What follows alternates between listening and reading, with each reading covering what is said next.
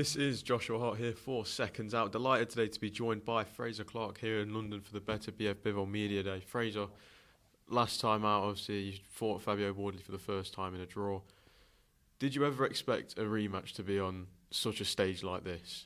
Yeah, I knew it was either going to be a big main event here in Britain or the possibility of going to Saudi and the Riyadh season card was floating about, and very privileged and honoured to be on there.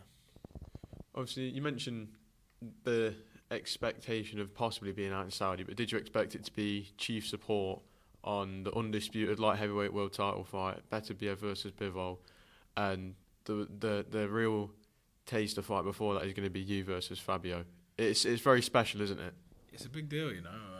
I try not to think about it like that. Just like I said, this fight could be anywhere for me, but when you put it like that and you speak about the magnitude, I think there'll be a lot of the eyes of the world on the fight beforehand going into the Bivol Beterbiev fight. So, yeah, it's looking to be a good one.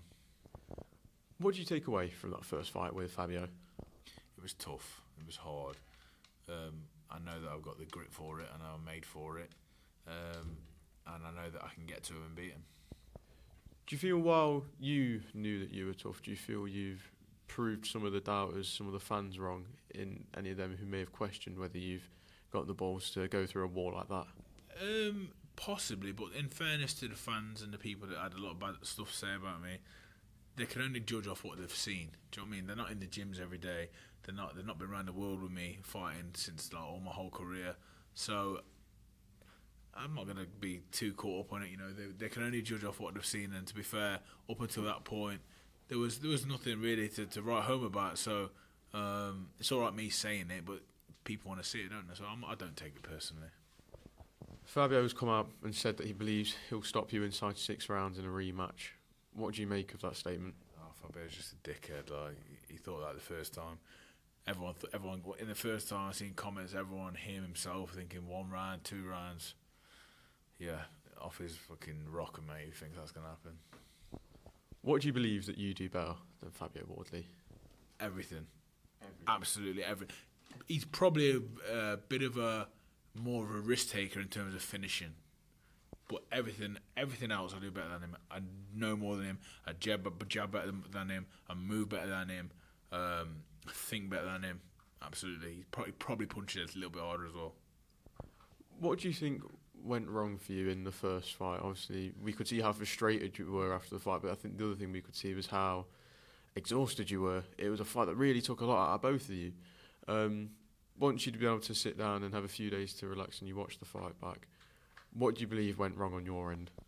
The knockdown, the point off. I mean, being exhausted.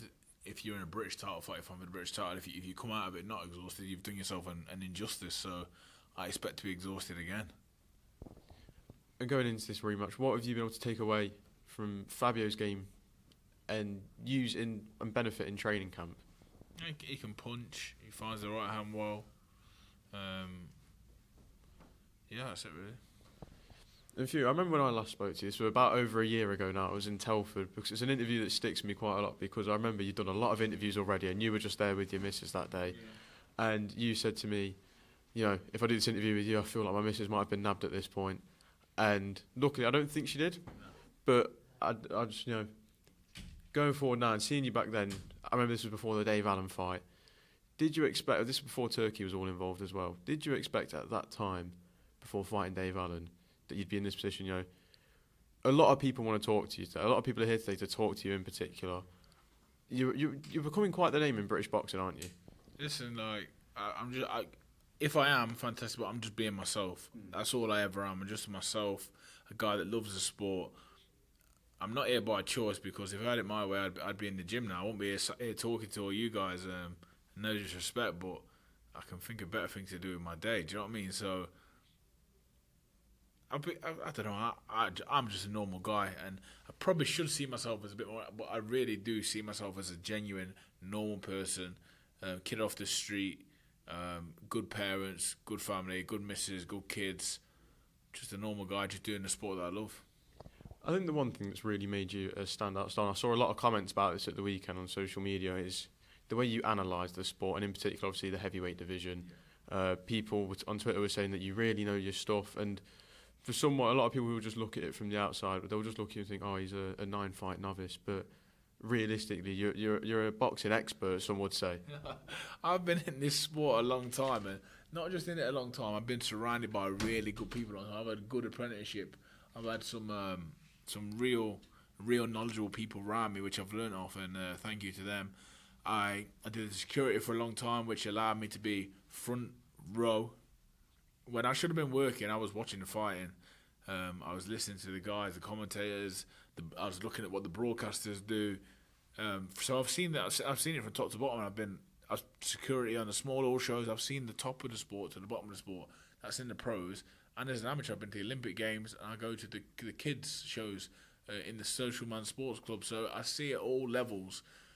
I don't claim to know. I don't claim to know much more than anyone else. I try and say what I see, and I try to give people a real understanding of what I know, and just try and get that across as best as I can. Like, I'm actually quite. I'm not very intellectual. That's the God's honest truth. I can't really speak about a lot. I mumble a lot. I can't really read or write. But I can put across a boxing match, or I can seem to look and see someone's tactics or what I think they should do. And remember, this is all opinion based as well.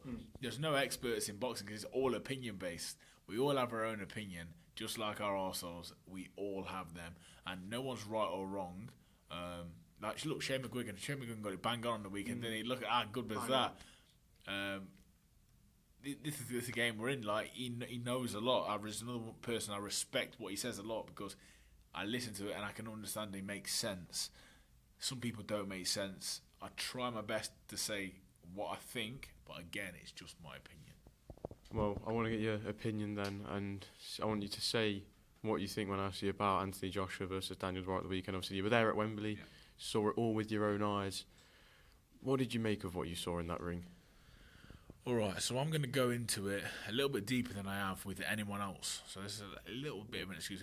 This is my thought. So I'm doing the broadcast, and I've got an earpiece in, and we're expecting Anthony Joshua. He's running late because of the traffic.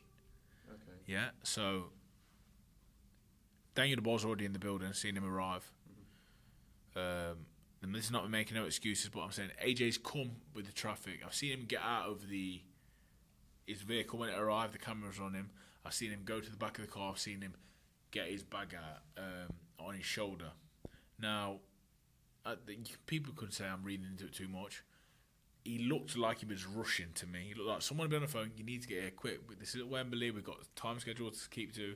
We know you're Anthony Joshua, but you've got to be quite busy. We've got to get a move on here. He got his bag. He's left. He's gone to his changing room. From the time he's in his changing room to being out there, it seemed really quick to me. So he's come out. He walked to the ring.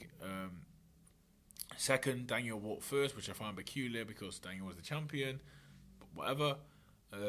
Round one started.